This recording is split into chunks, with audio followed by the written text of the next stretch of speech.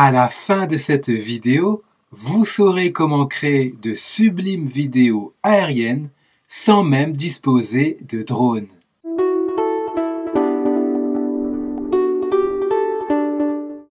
Chers aventuriers de l'informatique, bonjour à vous. C'est Thierry de la chaîne YouTube Initiation Informatique. J'espère sincèrement que vous vous portez à merveille et aujourd'hui, nous allons découvrir ensemble une superbe plateforme gratuite de Google qui vous permet de créer des vues aériennes impressionnantes. Rentrons tout de suite dans le vif du sujet. Pour commencer, ouvrez votre navigateur Internet. Ici, je clique 2 fois rapidement sur Google Chrome. Dans la barre d'adresse ici, saisissez earth.google.com/studio, puis appuyez sur la touche Entrée pour valider votre saisie. Donc on vous demande de sélectionner un compte Gmail. Si vous n'en avez pas, j'ai déjà créé une vidéo à ce sujet. Je vous mets le lien de ce cours en haut à droite. Cliquez sur le petit i ou alors retrouvez cette vidéo en dessous dans le premier commentaire épinglé. Ici, je choisis un compte Gmail, puis je saisis son mot de passe au clavier, puis cliquez sur Suivant. Comme c'est la première fois que je me connecte à Google Earth avec cet email, c'est pour cela qu'il me demande ces informations. Donc remplissez toutes les cases. Pour remplir une case, faites un clic gauche dessus, puis saisissez les informations au clavier. Dans cette case, j'ai simplement répondu que je souhaite utiliser Google Earth Studio pour créer des tutoriels sur YouTube en expliquant des concepts géographiques et en réalisant des animations éducatives sur des lieux et des paysages. Cliquez ensuite sur Soumettre ici. Donc on peut utiliser Earth Studio. Pour ce faire, cliquez sur ce lien une fois. Cliquez sur J'accepte ces conditions générales, puis sur Accepter. Et nous voici arrivés sur la belle interface de Google Earth Studio. Donc ici, vous pouvez commencer un tout nouveau projet là, ou bien si vous cliquez sur cette flèche, vous pouvez faire un démarrage rapide. Autrement dit, commencer rapidement un projet. Ou bien vous pouvez ouvrir un nouveau projet et si vous cliquez sur la flèche, vous pouvez ouvrir le dernier projet que vous avez créé ou bien importer un fichier. Donc ici, nous allons faire un cours rapide sur les bases. Donc, cliquez sur cette flèche et cliquez sur Démarrage rapide. Nous avons alors ici différents points de vue qui nous sont proposés, dont le zoom, l'orbite, le point à point, la spirale, et si vous cliquez sur cette flèche, vous avez l'accès direct et orbite. Donc, ce sont différents mouvements de caméra qui vous sont proposés. Donc ici, nous allons utiliser l'accès direct et orbite. Donc, faites un clic gauche dessus, puis cliquez sur Démarrer. Donc ici, nous avons la Terre et là une zone de recherche où vous indiquerez l'endroit où vous voulez vous situer. Cliquez une fois dans cette zone et on va écrire par exemple le château de Versailles. Il me le propose ici. Cliquez une fois dessus pour vous y rendre. Et voilà, nous y sommes. Vous voyez une petite croix blanche ici, pile poil sur le château de Versailles. Pour zoomer, autrement dit pour vous rapprocher du château, glissez la molette vers le haut. Et pour vous éloigner, glissez la molette vers le bas. Pour vous déplacer dans l'image, maintenez le bouton gauche enfoncé et déplacez-vous dans l'image. Vous voyez sur le côté droit et le côté gauche des zones sombres. Ces zones sombres sont hors champ, c'est-à-dire qu'elles ne seront pas prises en compte lors de la création de la vidéo.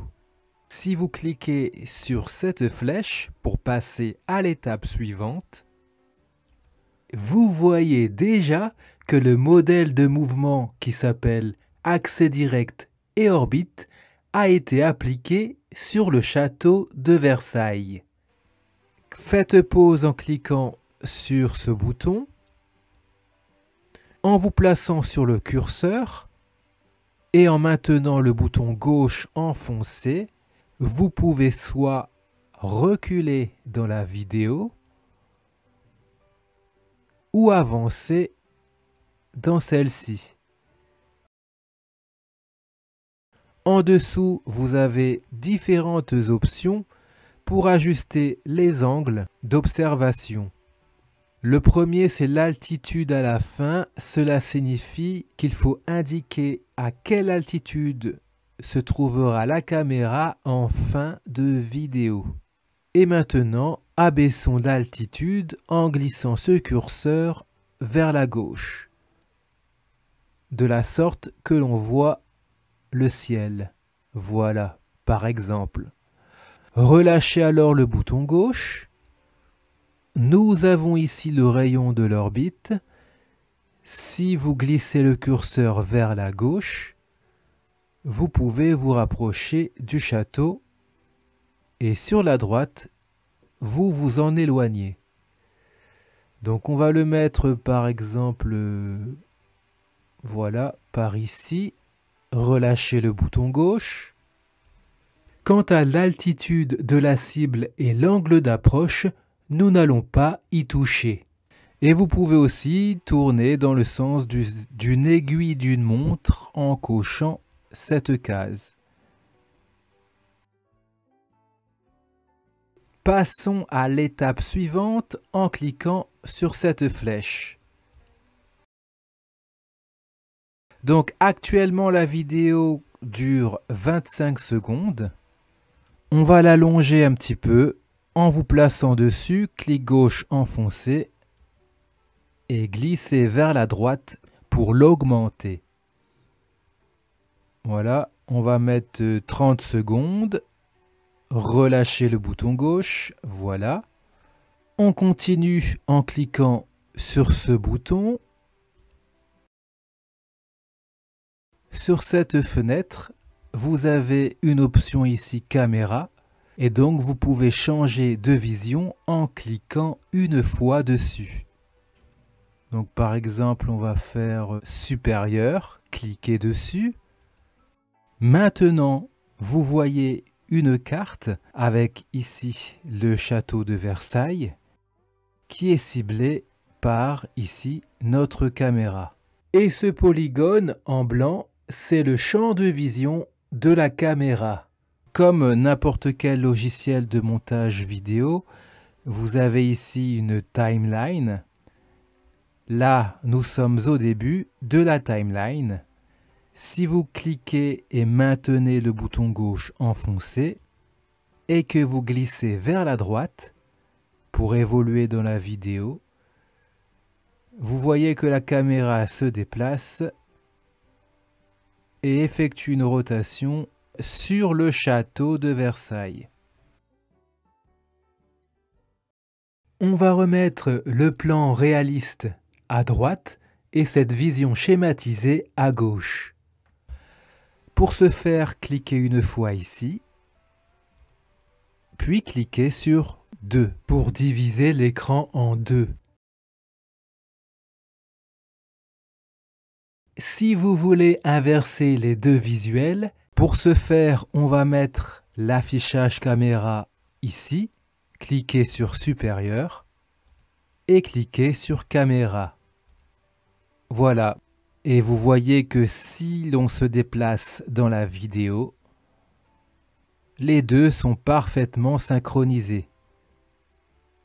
On voit ici bien que la caméra effectue une rotation et le point de vue de la caméra sur la droite. Donc sur la timeline, vous avez des petits losanges qui indiquent des points clés de la caméra. Pour résumer, un point clé, c'est tout simplement une image de référence qui marque un important changement dans une animation ou un effet. Donc grâce au point clé, vous pouvez définir le début et la fin d'une transformation, comme par exemple un mouvement. Si on se place sur ce point clé ici, faites un clic gauche sur la timeline. Voilà. Et là, disons que vous voulez augmenter l'altitude à laquelle se trouve la caméra. Vous pouvez le faire ici. Placez-vous dessus, clic gauche enfoncé et vous glissez vers la droite pour augmenter l'altitude. Voilà. Relâchez le bouton gauche lorsque vous êtes satisfait.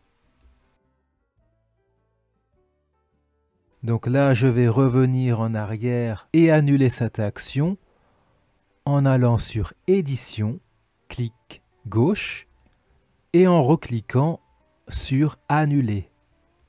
Voilà. Donc ici, je ne vais pas toucher à la position de la caméra, donc on peut réduire ces paramètres en cliquant sur cette flèche. Donc si vous vous rappelez, nous avons aussi la cible de la caméra.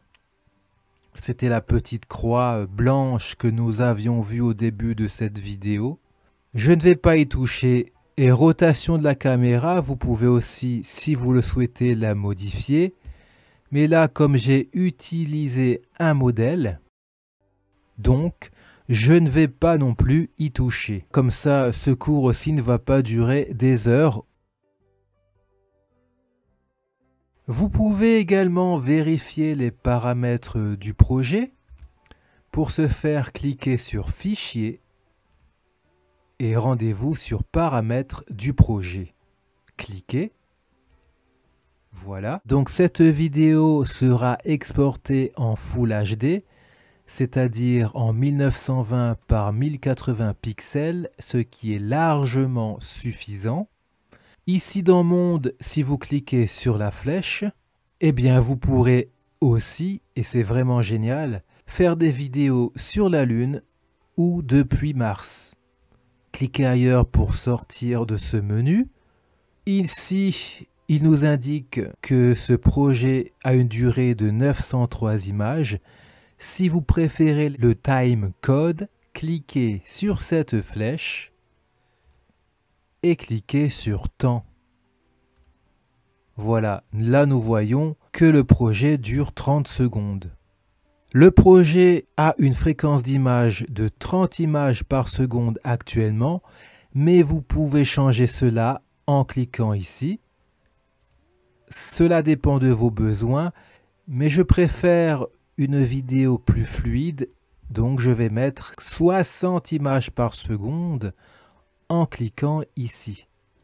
De la sorte, vous pourrez, dans un logiciel de montage, faire des ralentis avec cette vidéo de Google Earth et vous aurez alors de magnifiques ralentis sans saccade. Et je vais cocher cette case pour adapter les images clés à la nouvelle durée. Hop, pour m'assurer d'avoir une excellente vidéo. Cliquez sur OK. Voilà. Vous pouvez encore affiner votre vidéo en y ajoutant des attributs. Pour ce faire, cliquez ici. Ce sont des options intéressantes car vous pouvez notamment modifier le champ de vision de la caméra en cliquant sur cette case. Vous pouvez modifier l'heure de la journée, afficher ou non des nuages. Allez, je vais en ajouter en cliquant dessus. Descendez, vous avez aussi la superposition de l'océan, donc là il n'y en a pas. On descend, vous pouvez ajouter des bâtiments en 3D. Je clique ici pour le faire et régler le roulis. Voilà, c'est tout bon. Cliquez ensuite sur OK. Donc si on récapitule, nous avons ici le champ de vision que nous allons modifier. Les nuages seront visibles et les bâtiments autour en 3D seront également visibles. Donc nous allons changer par exemple le champ de vision. Donc supposons que vous voulez démarrer la vidéo, par exemple ici à ce niveau-là, que lorsque vous arrivez à ce niveau, vous voulez un grand angle. Dans ce cas, cliquez sur l'angle du champ de vision et on va taper 40. Appuyez ensuite sur Entrée. Voilà. Du coup, ça commencera ainsi. Là, on sera bien éloigné du château. Mais ensuite, on va faire en sorte que la caméra se rapproche lentement du château tout en effectuant une rotation. Nous allons donc ajouter une image clé à cet endroit pour indiquer qu'à partir de ce moment, la caméra devra se comporter d'une certaine manière. Donc à partir de ce moment, à 58 images, on va ajouter l'image clé en cliquant une fois dessus. Voilà. Donc à partir de ce point clé ici, la caméra effectuera un mouvement, c'est-à-dire qu'elle va commencer à se rapprocher du château de Versailles. Car là, si on continue à avancer dans le temps, vous voyez que la caméra reste éloignée du bâtiment. Donc on va dire que par ici, voilà, on va changer le champ de vision en cliquant une fois et on va mettre 10 degrés. Voilà. Donc à partir de maintenant, la caméra est éloignée et là, elle va se rapprocher. Donc le point clé ici, c'est que lorsque la caméra est éloignée et elle va faire son chemin jusqu'à l'autre point clé ici qui marque le rapprochement du bâtiment. On va rendre cette animation plus fluide en faisant un clic droit sur cette image clé. Cliquez sur lissage à l'éloignement. Voilà. Maintenant, rendez-vous sur la seconde image clé ici. Faites un clic droit. Et là, vous allez sur lissage à l'approche. Et faites un clic gauche. Voilà. À partir de ce moment, le mouvement de la caméra qui se rapproche du château sera plus doux et plus fluide. Vérifions le résultat en nous rendant au début de la vidéo. Pour le faire rapidement, cliquez sur ce bouton, passez en plein écran et appuyez sur le bouton de lecture. Ah oui, c'est magnifique. Franchement, je suis impressionné. C'est vraiment impressionnant. Ah oui, oui. Je sais pas ce que vous en pensez, mais je trouve ça vraiment superbe. Et nous allons ajouter la cerise sur le gâteau. Dans cette zone, cliquez sur Ajouter des attributs. Et on va changer la position du soleil ici. Pour ce faire, cochez cette case. Voilà. Cliquez sur OK pour valider votre choix. Et là, nous sommes actuellement vers 10h39 au-dessus du château de Versailles. Nous pouvons donc nous rendre dans la matinée ou dans la soirée avec toujours cette même vue du château de Versailles. Donc je vais commencer à reculer dans la vidéo pour avoir une meilleure vision. Voilà. Donc on va voir comment se trouve le château à l'aube. Pour ce faire, cliquez une fois dans cette zone pour changer l'heure. Et on va écrire 7 heures. Puis appuyez sur Entrée. Ici, vous voyez le soleil qui commence à se lever. Donc voilà, si le résultat vous satisfait, il ne nous reste plus qu'à exporter cette vidéo. Pour ce faire, rendez-vous sur Rendu, cliquez. Ici, vous pouvez saisir directement un titre pour votre projet. Je vais tout simplement écrire Versailles. Ici, vous pouvez choisir un dossier de destination. Cliquez dessus. Je vais le mettre dans le dossier vidéo. Ici, cliquez, hop, puis sélectionnez un dossier. Cliquez. Oui, vous pouvez cliquer sur autoriser. Hop, vous pouvez exporter la vidéo en séquence d'images ou bien en vidéo. C'est ce que nous allons faire, donc cliquez dans ce cercle. Voilà, donc ici vous avez la dimension, donc c'est parfait, c'est du Full HD, c'est ce que l'on voulait. Ici vous avez la position de la marque Google Earth qui se trouve ici. Vous pouvez en fait la positionner où vous le souhaitez. Pour ce faire, placez-vous dessus, puis maintenez le bouton gauche enfoncé et vous pouvez alors le déplacer où vous le voulez. Après, si vous ne voulez pas l'afficher à l'écran, il vous suffira alors de zoomer dans votre vidéo. Vous pouvez continuer votre vérification en cliquant sur Avancer. Vous pouvez laisser les options telles quelles et vérifier juste que la qualité des textures ici est bien sur le mode élevé. Il ne vous reste plus qu'à cliquer sur Envoyer. Voilà, vous voyez que l'envoi est en cours. Si vous désirez connaître où en est l'exportation, allez sur le menu Animation, puis cliquez et allez sur Rendu du cloud et faites un clic gauche.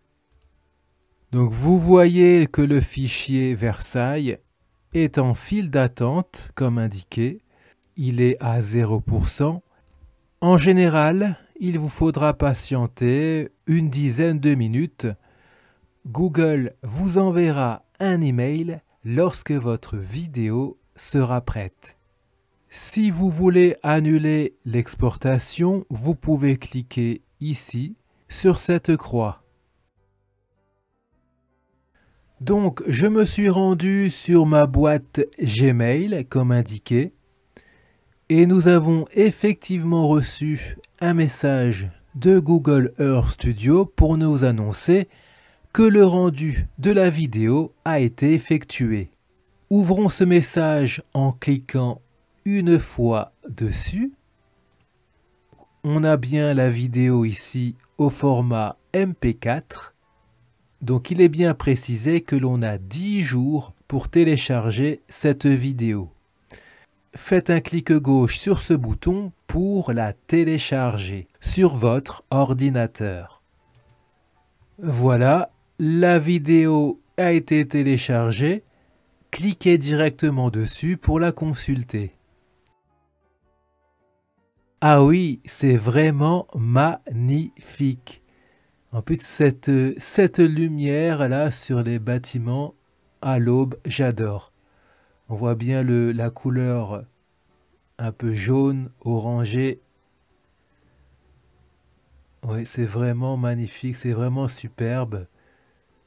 Et si vous vous demandez quelle est donc cette lumière bleutée que l'on voit ici, ce sont tout simplement les nuages que nous avons ajoutés à notre projet. Félicitations! Si vous êtes encore là, vous faites partie des personnes les plus motivées pour atteindre leur objectif. N'hésitez surtout pas à vous abonner à cette chaîne, c'est gratuit.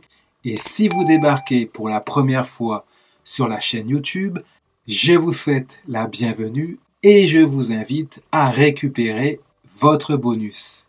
Si vous êtes débutant en informatique, je vous propose gratuitement une formation sur les bases de l'ordinateur.